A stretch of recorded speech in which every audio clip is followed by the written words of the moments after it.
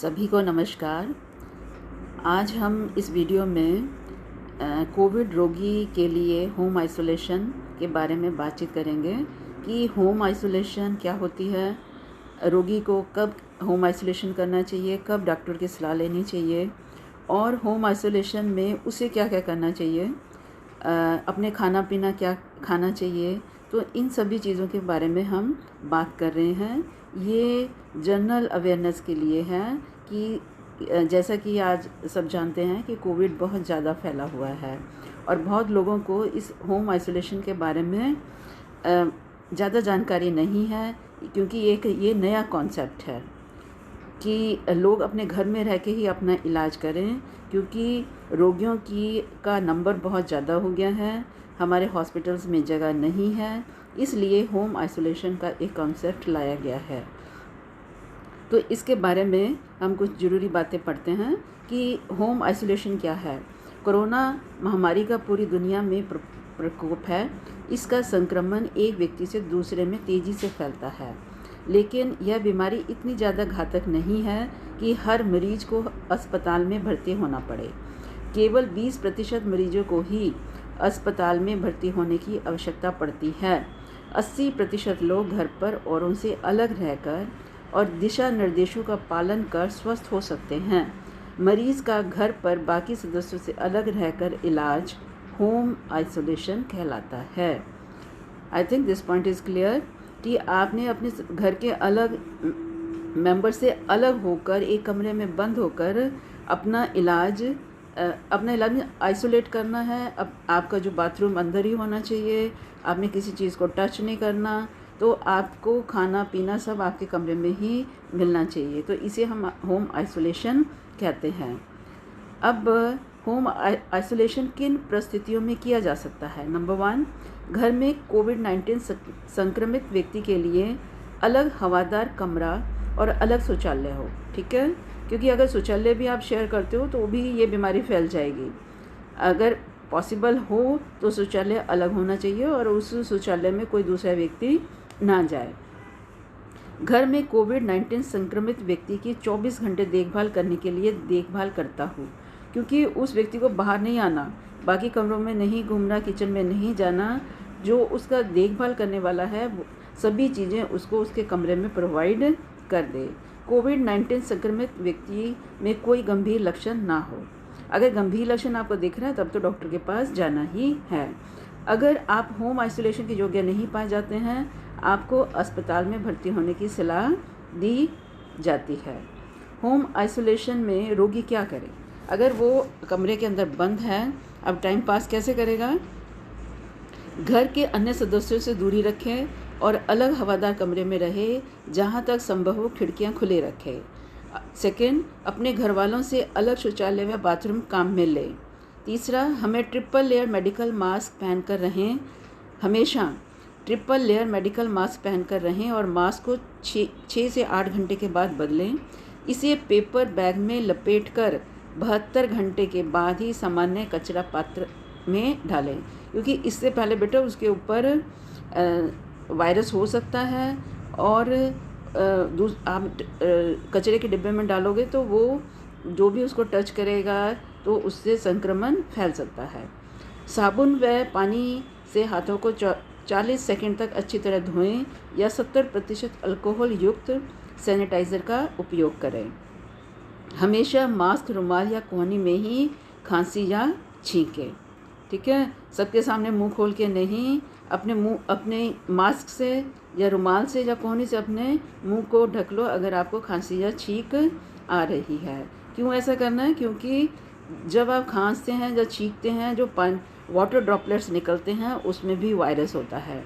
वो जिस पे गिरेगा तो उसको भी संक्रमण हो सकता है। अब उसके बाद रोगी क्या करे। ज़्यादा छुए जाने वाली सतहों को छूने व उपकरणों का इस्तेमाल करने से बचें। मोबाइल व दैनिक उपयोग की अन्य चीज़ों को 1% सोडियम हाइपोक्लोराइट घोल से सैनिटाइज करें। आपने इसका नाम याद रखना है, सोडियम हाइपोक्लोराइट। जितने भी सैनिटाइज़र आजकल आ रहे हैं उनमें सोडियम हाइपोक्लोराइट होता है। अपने बर्तन, तौलिया, चादर आदि को अलग रखें और दूसरों को काम ना लेने दें। ये तो वैसे भी हम करते हैं, या बीमार व्यक्ति की किसी चीज़ को हम टच या शेयर नहीं करते हैं। यदि आपके शौचालय में ढक्कनदार पॉट है तो हमेशा फ्लश करने से पहले ढक्कन को बंद कर दें। दिन में 2 बार बुखार व ऑक्सीजन के स्तर की जांच करें। पर्याप्त मात्रा में पानी, ताज़ा जूस, सूप जैसे तरल पदार्थ पिएं। इसमें आपको अपनी बॉडी को हाइड्रेटेड रखना होता है, तो इसलिए लिक्विड चीज़ें ज़्यादा से ज़्यादा लेनी चाहिए। अन्य रोग जैसे शुगर, ब्लड प्रेशर आदि का इलाज जारी रखें। खाने में ताज़ा फल, सब्जी व प्रोटीन युक्त आहार ज़्यादा लें।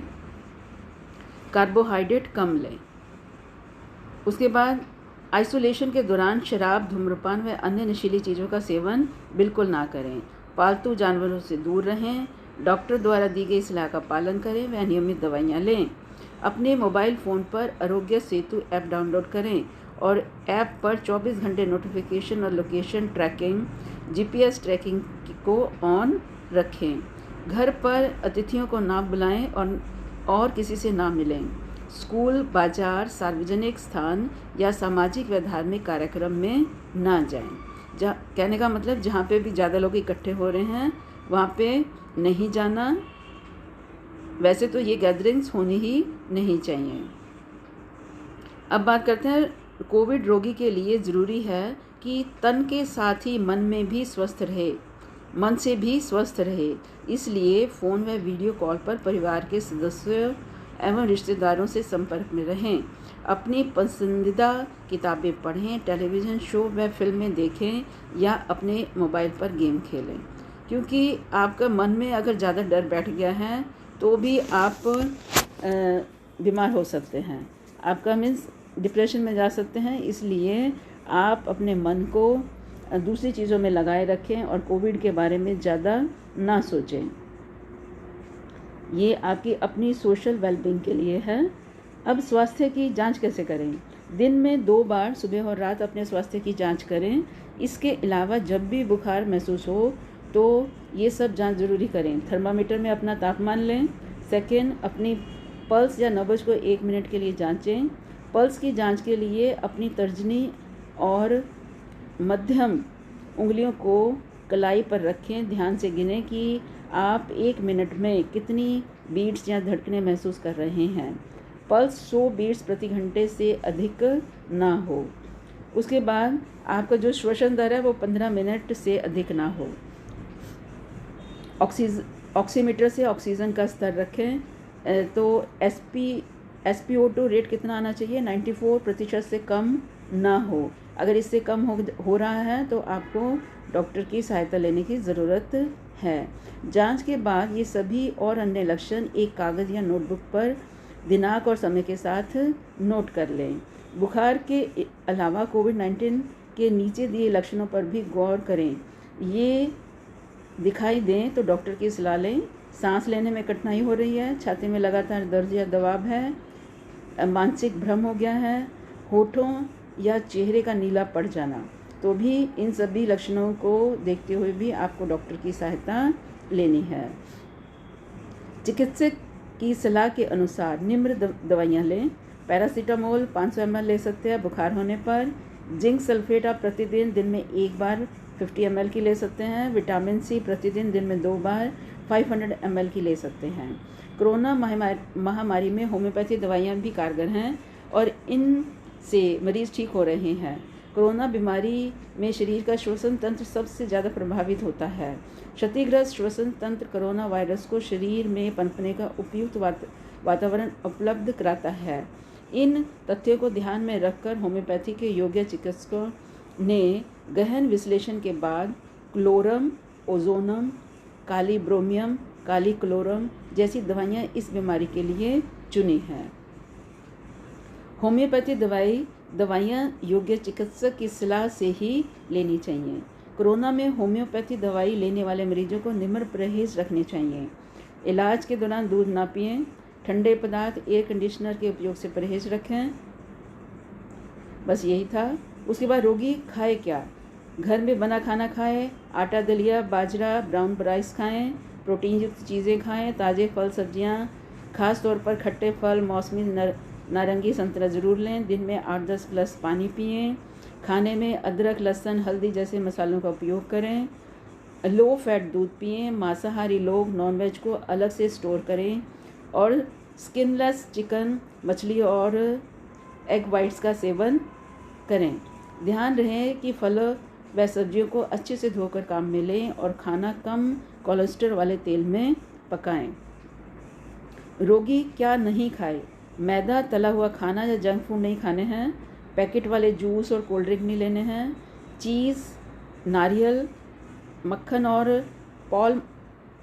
पाम ऑयल जैसे अनसैचुरेटेड फैट्स नहीं लेने हैं। मटन, लिवर, फ्राइड और रोस्टेड मीट नहीं लेना है। अंडे का पीला भाग सप्ताह में 1 बार ही खाएं। सप्ताह में नॉन वेज 2-3 बार से ज़्यादा ना खाएं। अब परिवार के जो सदस्य और देखभाल करता वो क्या करेगा? अगर घर में कोई कोरोना मरीज है तो 24 से 50 वर्ष तक का कोई भी व्यक्ति उसकी देखभाल कर सकता है। देखभाल करता शारीरिक रूप से स्वस्थ होना चाहिए। उसे किसी गंभीर बीमारी जैसे कैंसर, अस्थमा, सांस की बीमारी, डायबिटीज़, उच्च एवं निम्न रक्तचाप, हृदय रोग, किडनी की बीमारी आदि नहीं होनी चाहिए। मरीज की देखभाल करते समय हमेशा mask, triple layer medical mask या डिस्पोजेबल ग्लव्स और एक प्लास्टिक एप्रन का उपयोग करें। एप्रन को हमेशा साफ रखें और सोडियम हाइपोक्लोराइड से साफ करें। मास्क को 6 से 8 घंटे के बाद बदलकर पेपर बैग में लपेटकर 72 घंटे के बाद ही सामान्य कचरे में डालें। साबुन व पानी से हाथ 40 सेकंड तक अच्छी तरह धोएं या फिर 70% अल्कोहल वाले सैनिटाइज़र का प्रयोग करें। बिना हाथ धोए अपने नाक या मुंह व चेहरे को नहीं छुएं। शौचालय जाने से पहले और बाद में, खाना बनाने से पहले व बाद में अपने हाथों को अच्छी तरह से धोएं। हाथ धोने के बाद पेपर टॉवल या टिश्यू से हाथों को पोंछें। यदि पेपर टॉवल उपलब्ध नहीं हो तो अपना एक साफ़ तौलिया अलग रखें और जब तौलिया गीला हो जाए तो उसे बदल लें। यदि मरीज़ को उल्टी हो जाती है या कोई भी तरल पदार्थ फैलता है तो बिस्तर से तुरंत साफ़ करें। बिस्तर या चादर को गर्म पानी में धोकर धूप में सुखाएं व अन्य तरीके से सैनिटाइज करें। रोगी के थूक, लार व छींक के सीधे संपर्क में आने से बचें। कोविड संक्रमित रोगी द्वारा उपयोग की गई चीज़ों के सीधे संपर्क में आने से बचें। मरीज को उनके कमरे के बाहरी भोजन पहुंचाएं। खाना एक स्टूल या टेबल पर रख दें। यह सुनिश्चित करें कि भोजन देते समय मरीज के सीधे संपर्क में नहीं आए और उनकी चम्मच, प्लेट व अन्य बर्तन भी संभालते समय डिस्पोजेबल ग्लव्स का उपयोग करें। मरीज के द्वारा उपयोग किए जाने वाले बर्तनों को साबुन, डिटर्जेंट के साथ साफ़ करें। साफ़ करते समय डिस्पोजेबल ग्लव्स का उपयोग करें। साफ़ किए गए बर्तनों को वापस काम में लिया जा सकता है। मरीज़ के कमरे, बाथरूम और शौचालय की सतहों को प्रतिदिन कम से कम 1 बार ज़रूर सैनिटाइज करें। डॉक्टर द्वारा दी गई सलाह व उपचार की पालना करें। अपना स्वयं भी रोज़ाना शरीर का तापमान जांचें व स्वास्थ्य की निगरानी रखें। अगर बुखार, जुकाम, खांसी या सांस लेने में तकलीफ हो तो तुरंत डॉक्टर की सलाह लें। अपने मोबाइल फ़ोन पर आरोग्य सेतु ऐप डाउनलोड करें और इस ऐप पर 24 घंटे नोटिफिकेशन और लोकेशन ट्रैकिंग, GPS ट्रैकिंग को ऑन रखें। यदि आपके परिवार में 60 साल से अधिक उम्र का कोई बुजुर्ग व्यक्ति है या घर में कोई गर्भवती महिला है या छोटे बच्चे हैं या फिर किसी गंभीर बीमारी से ग्रस्त कोई व्यक्ति कोई सदस्य हो तो उन्हें कोविड-19 रोगी से दूर रखें। और इस होम आइसोलेशन की अवधि कितनी है? 14 दिन की है। अगर मरीज़ को आखिरी 10 दिनों में बुखार या अन्य कोई लक्षण नहीं है तो डॉक्टर से पूछ कर होम आइसोलेशन को समाप्त कर सकते हैं।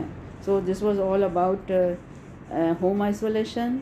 होप ये आपके लिए हेल्पफुल रहेगा और आप इन सब प्रोटोकॉल्स को फॉलो करेंगे तभी हम कोविड-19 से अपने आप को सेव कर सकते हैं। Thank you so much. अगर वीडियो पसंद आए लाइक करें और मेरे चैनल को सब्सक्राइब कर लें। Thank you so much.